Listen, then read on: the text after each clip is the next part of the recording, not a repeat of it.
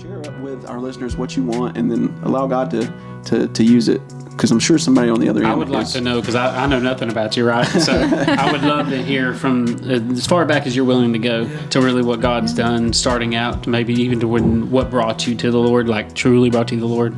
I'd like to know as much as you can get. As much as I know this is the first time I've met you, and we sat down and had dinner before doing the podcast, but you could just see and hear the love that you have for Christ. So just to see what brought you there would be cool. Right.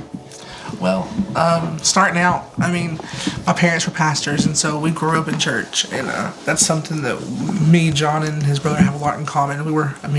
My sister and my brother always called us drug children. We were drugged to church, drugged to funerals, drugged to revivals. And if there was, we all know how that feels sitting there. So, if there was something going on in church, we were there, whether you wanted to or not. We actually wrote a song last year for my parents' anniversary about all the other times that it was getting up, you get home from school, the next thing you do was change your clothes and get ready for church. Like you already knew the routine. Yeah.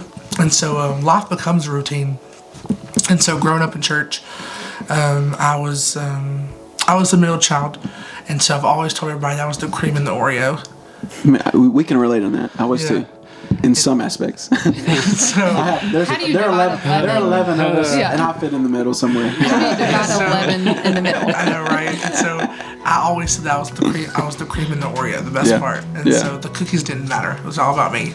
And a lot of that was the desire to be loved. I've lived my entire life looking for others' approval, and that's just something it's something that that has pulled me out of for years. And so, I mean, growing up being